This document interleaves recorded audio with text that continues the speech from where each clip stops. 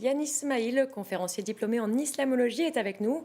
Le ramadan a commencé hier pour 1,6 milliard de musulmans à travers le monde. On va commencer par un petit peu de pédagogie. Rappelez-nous les règles. Qu'est-ce qui est interdit pendant cette période?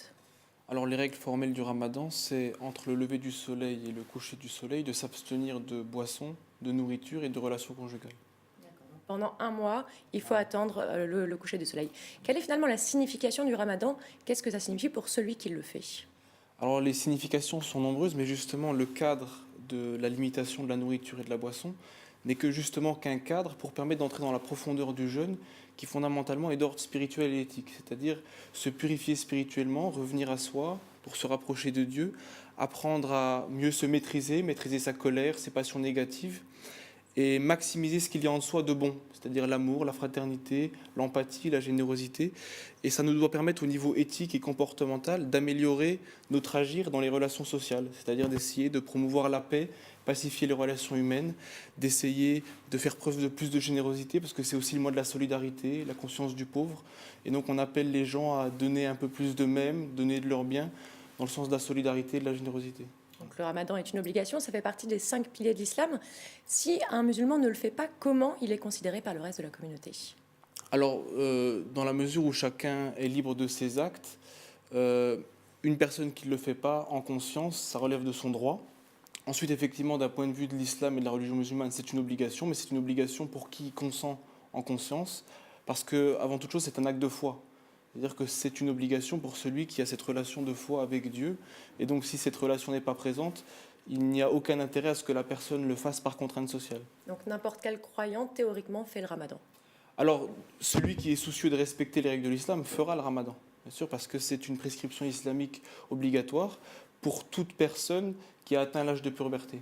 Alors comment ça se passe pour les exceptions? Parce qu'on s'imagine qu'il y a bien sûr des personnes, les femmes enceintes, on pense aux personnes âgées, aux personnes qui sont malades. Comment ça se passe pour ces personnes-là?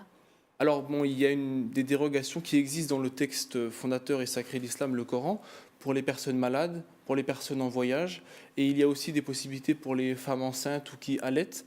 Et donc là, à ce niveau-là, selon les cas, ça va de la dérogation par le fait de rattraper le jeûne après le ramadan, ou selon les cas, de nourrir un pauvre par jour de jeûne manqué. Pas d'exception par contre pour les périodes d'examen. Et cette année, le ramadan tombe en plein milieu du bac. Comment on fait? Alors je pense qu'aujourd'hui, il y a des études qui sont faites, il y a des livres pour comment gérer ces périodes d'examen, et notamment gérer la période du jeûne durant l'été, avec la chaleur, avec les journées longues. Et donc il faut se renseigner d'un point de vue médical.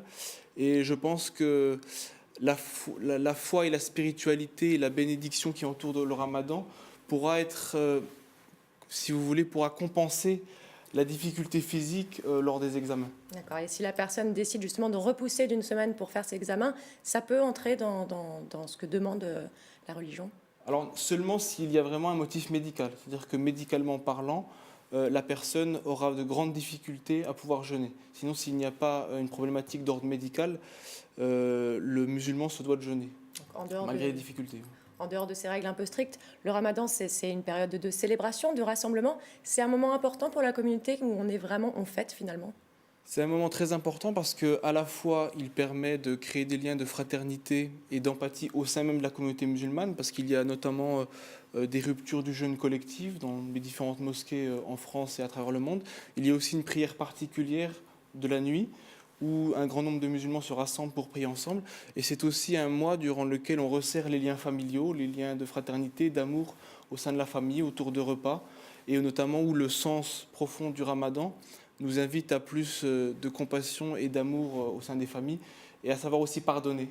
Savoir pardonner lorsque quelqu'un a pu nous léser, et à vider notre cœur de la rancune et de toute agressivité. Alors, vous le disiez, c'est un moment de partage très convivial avec les familles. C'est un moment où on mange de très très bonnes choses. Dites-nous un petit peu qu'est-ce qu'il y aura à votre menu peut-être ce soir. Qu'est-ce qui est indispensable pour vous dans votre ramadan? Bon, moi, j'ai pas d'éléments classiques à suivre. Après, ça dépend de la culture d'origine des communautés musulmanes, c'est-à-dire que selon qu'elles soient d'origine maghrébine ou d'origine turque, l'alimentation ne sera pas la même. Mais par exemple, pour le cas de la communauté maghrébine marocaine, par exemple, il y a toujours ce qu'on appelle la harira, qui est une soupe particulière que les Algériens appellent la shorba. et un certain nombre d'aliments, de gâteaux qu'on retrouve chaque année. Mais je voudrais quand même rappeler un élément important, c'est que même si culturellement, parfois, on est dans un excès de consommation au niveau de la nourriture, d'un point de vue religieux et spirituel, le mois de Ramadan devrait plutôt être celui de la rupture et de l'éthique de la consommation, où on modère nos ardeurs en termes de consommation et qu'on évite tout gaspillage. Donc vous pensez peut-être que il y a peut-être un petit peu trop de faste pendant ces fêtes? Tout à fait, il y a un décalage entre les enseignements religieux et la pratique culturelle, où parfois il y a beaucoup d'excès, beaucoup de gaspillage, alors que c'est au contraire un mois de la retenue, de la pondération, pour la purification spirituelle et le perfectionnement éthique. Vous critiquez aussi un petit peu le business qui s'organise autour du Ramadan dans les supermarchés, les choses comme ça.